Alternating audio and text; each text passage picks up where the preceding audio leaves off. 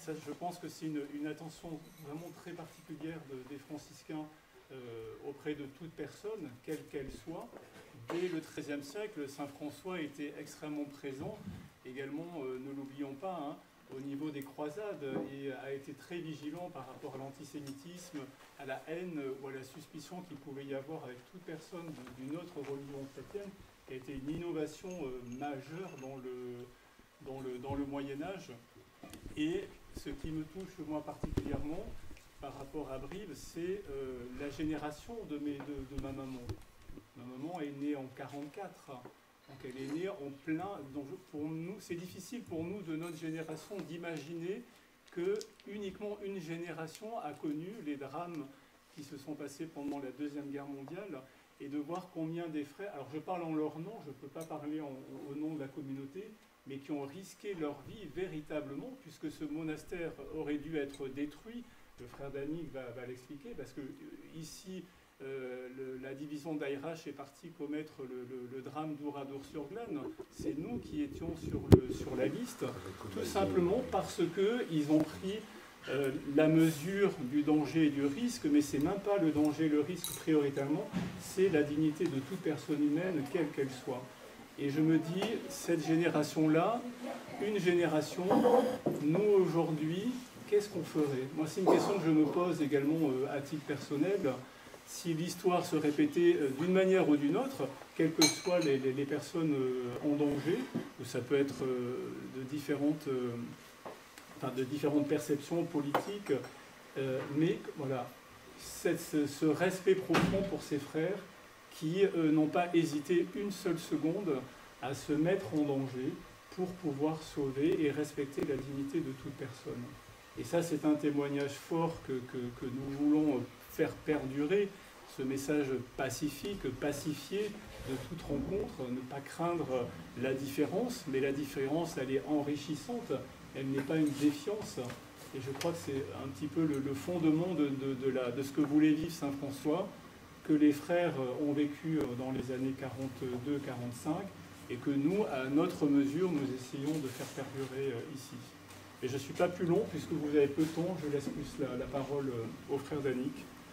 Alors, dont nous pouvons dire, c'est que dès 1938, et surtout dès l'été 1939, évidemment, comme dans toute la France, l'Europe, les gens d'ici ont senti vraiment la poussée du nazisme. Et très très vite, des personnes engagées ont d'abord organisé des conférences pour dénoncer le nazisme à Brive.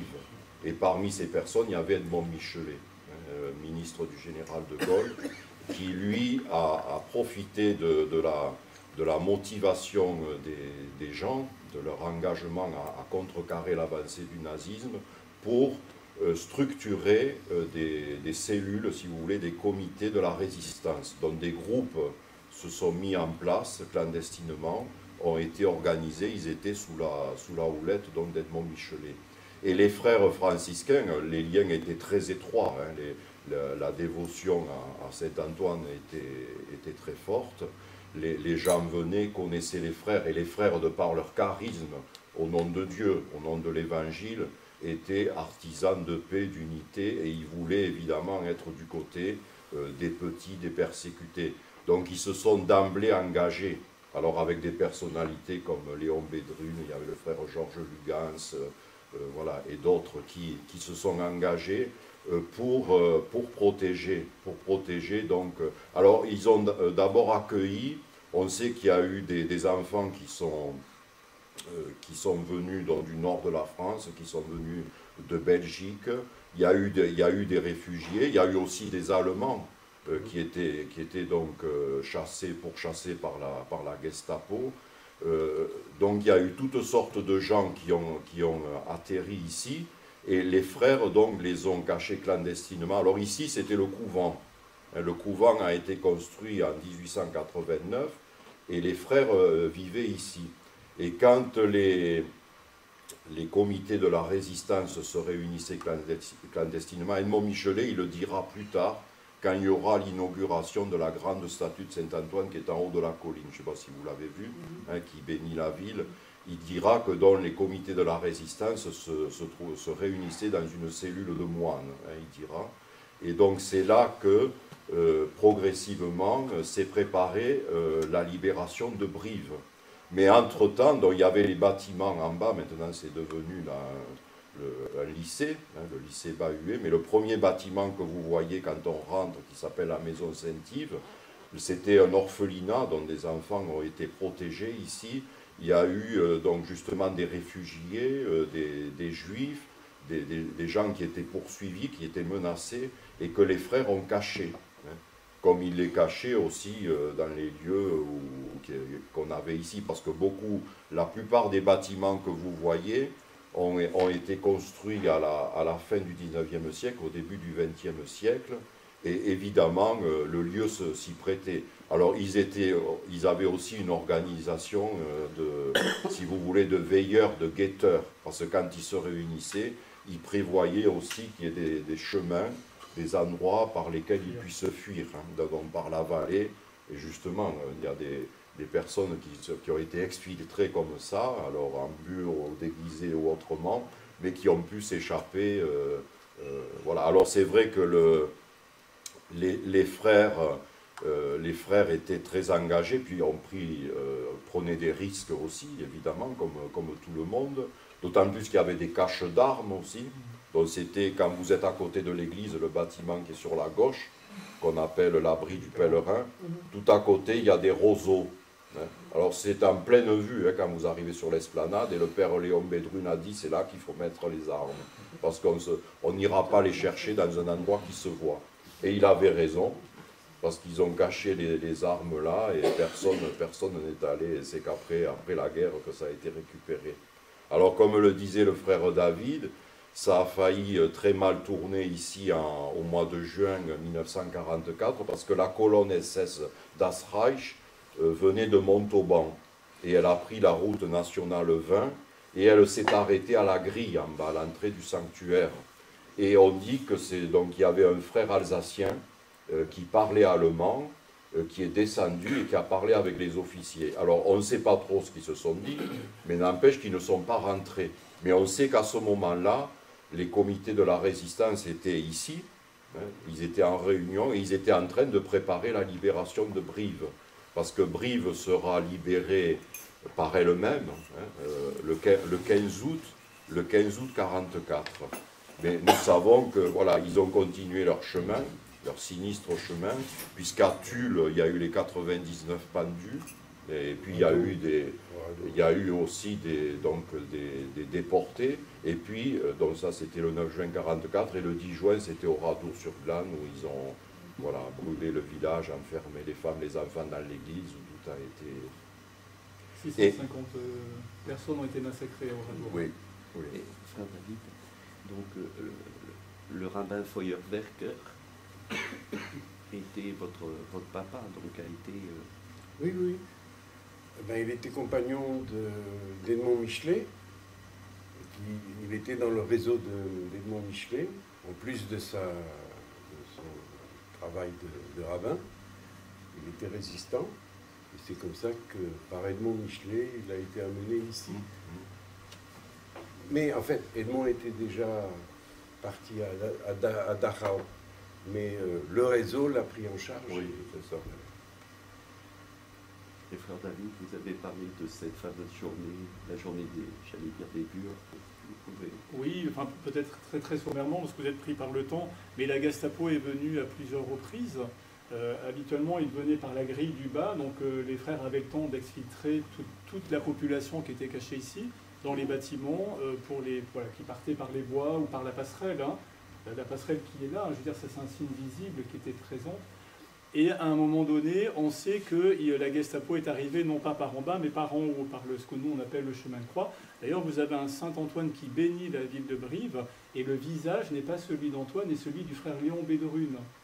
Donc si vous montez en haut, vous verrez, parce qu'il a tellement, je dirais, c'est quelque chose d'exceptionnel. On se demande d'ailleurs comment même pas cet homme a pu devenir juste parmi les nations. Je crois qu'il y avait une telle discrétion chez lui, parce que je dirais deux mots pour ce qui s'est passé après. Et effectivement, la Gestapo est arrivée par en haut, donc tout le monde n'a pas eu le temps de fuir. On sait qu'ils ont mis rapidement nos habits religieux au moins aux adultes, mais nous, nos habits sont faits à notre taille. Mais là, dans la précipitation, il y en a qui avaient l'habit qui montait jusqu'aux genoux et d'autres qui arrivaient, on va dire, 50 cm plus long. Et effectivement, il y en a un qui est tombé pendant l'appel parce qu'il s'est pris les pieds. Et je dirais, mais comment ça n'a pas su... Ça a dû susciter au niveau de la Gestapo une interrogation en disant il y a quelque chose qui ne fonctionne pas. On leur apprenait à réciter les prières, comme dans beaucoup de monastères ou de couvents. Voilà. Mais en tout cas, je pense qu'ils savaient au fond d'eux-mêmes qu'il y avait et les résistants et qu'on cachait toute population. Donc on était réellement prévu pour être sur la liste. Et Brive a été libéré sans qu'il y ait eu une seule goutte de sang, ce qui s'est pas de bombardement, rien. Alors c'est une question de foi ou pas. En tout cas, la municipalité a consacré la ville à Saint-Antoine et continue tous les ans, puisque ça s'est passé un 15 août, de venir fleurir ici même en signe de remerciement, de gratitude. Après, ce qui s'est passé, c'est que le frère Léon Bédrune a refusé de parler. Pourquoi? Parce qu'il y avait tellement de gens impliqués encore vivants, on en discutait un petit peu, hein. Ça a été presque un blackout jusque dans les années 85, 80, et c'est François David, que vous avez vu hier, qui l'a poussé à faire en sorte qu'il y ait un témoignage, mais même dans son témoignage, on sent qu'il est prudent. Et ça, c'est un mystère, parce qu'il y avait des gens qui étaient encore impliqués. Alors de quel côté voilà, on ne sait pas, hein. La France était très divisée, hein, entre les gaullistes et les pétainistes. On sait que ça a été très... Enfin, moi, je ne suis pas historien, hein, mais que ça a été encore très, très prenant au point de susciter une discrétion, ce qui fait qu'il n'a jamais été proposé ou reconnu dans le sauvetage, alors que d'autres ont une visibilité plus forte. Mais je ne suis pas expert de ce qui s'est passé dans la région après. Frère David, vous nous avez parlé aussi d'un témoignage. Il a né un cahier, de ce frère qui a né un cahier un jour. Alors ça, c'est un autre frère qui est le frère oui. et Christophe Leclerc. C'est le frère de Paul-Édouard Leclerc, les fondateurs des supermarchés. Pendant la déportation en Allemagne et en Pologne, il y a 12 frères franciscains, mais c'est eux, moi je ne me mets pas en avant, hein, vous voyez bien, hein, je ne fais que relater, qui ont voulu partir dans les convois, qui partaient en Pologne et en Allemagne, pour accompagner toute personne qui avait besoin d'assistance. Donc il y avait Éloi Leclerc, qui est décédé, qui a fait un livre très fameux qui s'appelle « Sagesse d'un pauvre », et le frère Christophe Leclerc, avec qui j'ai vécu pendant 3 ans à Toulouse. Sur les 12, donc ils sont allés à Dachau, Matin-Nozen, je ne sais plus, je ne suis pas expert au niveau des camps. Sur les 12, il y en a 4 qui sont revenus, 4 qui ont été exécutés dans les camps, et 4 qui se sont suicidés, ce qui est terrible, hein, tellement ils n'ont pas supporté ce qu'ils ont vécu.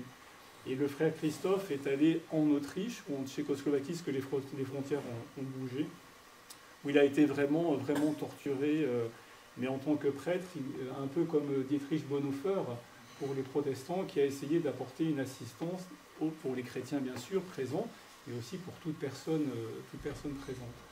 Et ce frère n'a jamais voulu parler de ce qu'il a vécu, tellement le choc psychologique était grand.